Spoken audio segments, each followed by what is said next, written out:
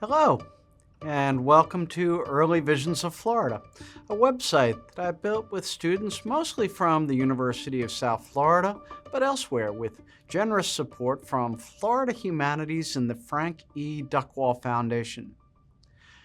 This website presents writings from and about Florida following the 1513 invasion led by Ponce de Leon and continues into the 19th century Seminole Wars.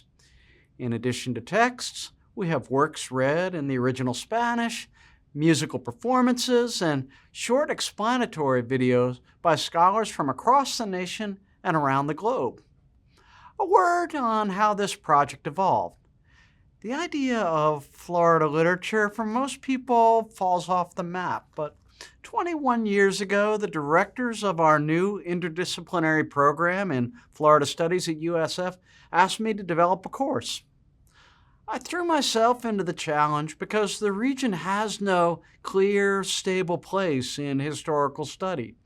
We fall outside stories of Anglophone scholarship, overshadowed by New England and the mid-Atlantic colonies such as Philadelphia and Virginia. For Latin Americanists, meanwhile, La Florida holds down a periphery. Considered a costly, sandy waste, the colony was contested and changed hands frequently. It was home to multiple native groups, including the Calusa, Timucua, Apalachee, and others. The Spanish claimed it on paper in 1513.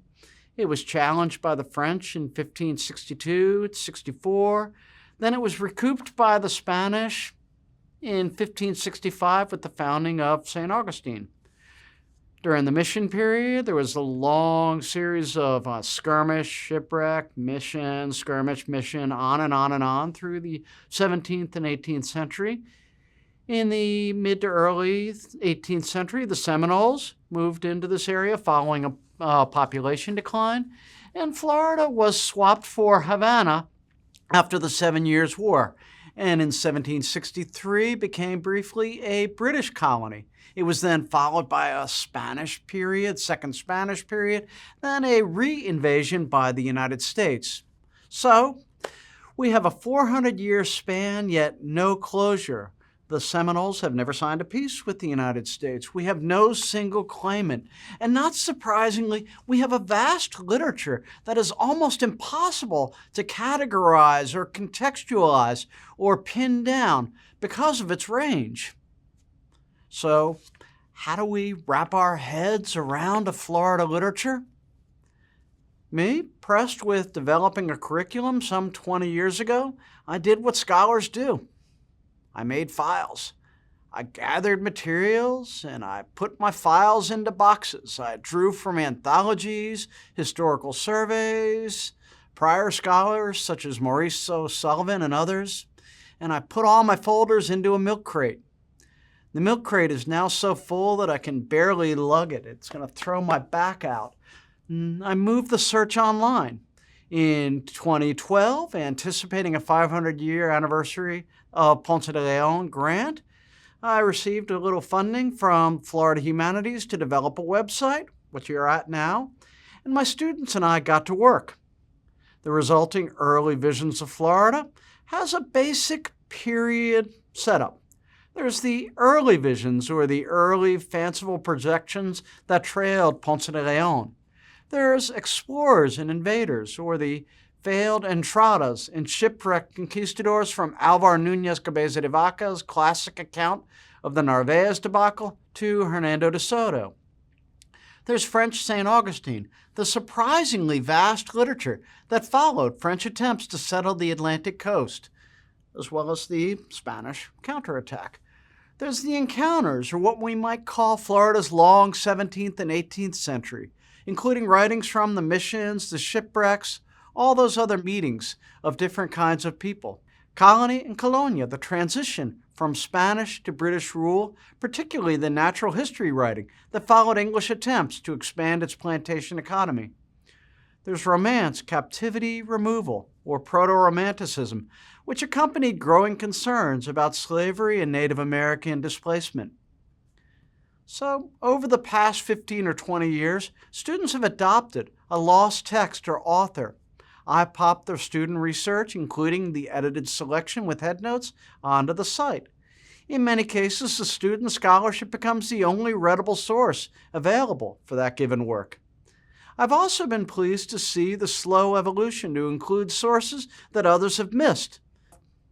People like André Thivet, whose account is considered maybe too unreliable to be considered by most Florida scholars. We have broadside poems, including Bernardo de Galvez's Ode to the 1781 Siege of Pensacola. We have many, many others. The literature of Florida presents outliers at several levels. The inability to push square textual pegs through the holes of present-day literary criticism remains a challenge.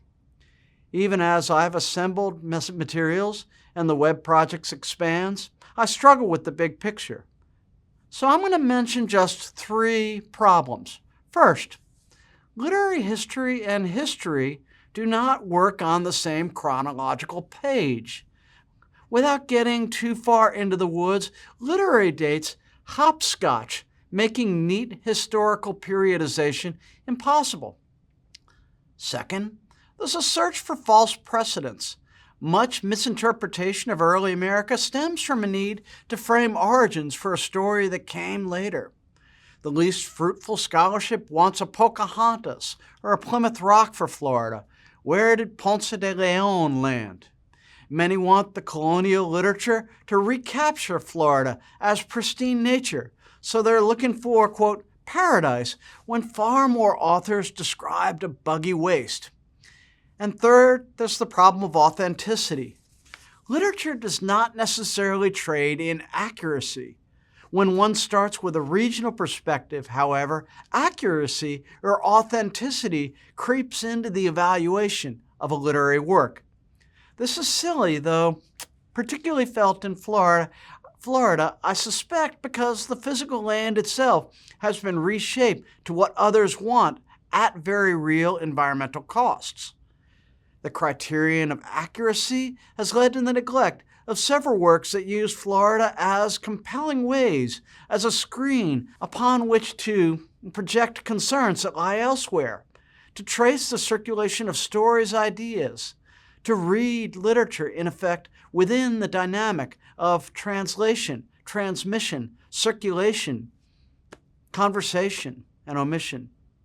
For clarification, then, we've started to make some short instructional videos. Our YouTube channel, with videos brilliantly edited by USF's own Destiny Little, include contributions by leading scholars from around the world. Raquel Chang Rodriguez, a Latin Americanist, discusses La Florida del Inca Garcilaso and how the mixing of Spanish and native influences played out in his history of the Hernando de Soto expedition. David Arbesu and E. Thompson Shields situates encounters in the Americas, including the founding of St. Augustine, against developments during the Spanish Siglo de Oro. Timothy Johnson, a professor of religious studies at Flagler College, describes how the confessionals of Francisco Pareja negotiated rhetorically between the Christianized world of St. Augustine and a native Timucua cosmology. Cassandra Smith situates the enslaved Briton Hammond within a broader Caribbean, while cautioning us about the complications of unpacking a representative voice from the discourse or work surrounding us. And Catherine Braun, an historian of Southeastern Indians, interprets the different versions of William Bartram's Alachua Savannah, reminding us how the representations of any one place shift with audience and authorial intent. So, how do I hope readers will approach this site? First, if a particular author or text interests you, please dig deeper. We have suggestions for further reading, and we reference the longer work from which a selection came. I hope you see this site as a gateway rather than an endpoint. Second, read comparatively. One nice thing about the historical chapters on each page is that you can look at events from multiple perspectives. How do ideas of exploration change from Cabeza de Vaca to Bartolomé de las Casas to El Inca Garcilaso de la Vega? What were the different portrayals of 1565, the Spanish French rivalry, and the founding of St. Augustine? And lastly, how did literary conventions and genre, including short story, epic poem, etc., shape the account we experience today? If you'd like to dig deeper, check out the index, which cross-references works across genre and theme. A resource page provides links to similar projects, so you may build bridges between the lost world of Florida literature and what scholars now call the vast early America. Early Visions of Florida remains an ongoing project, and if you have text for us to add or corrections to make, please contact me. Many of the contributions to this site were students in my classes at the time, but they are now teachers, librarians, or culture workers themselves. Feel free to let me know if you'd ever like to discuss any work further, and I'm always welcome for an visit to your class or with your group.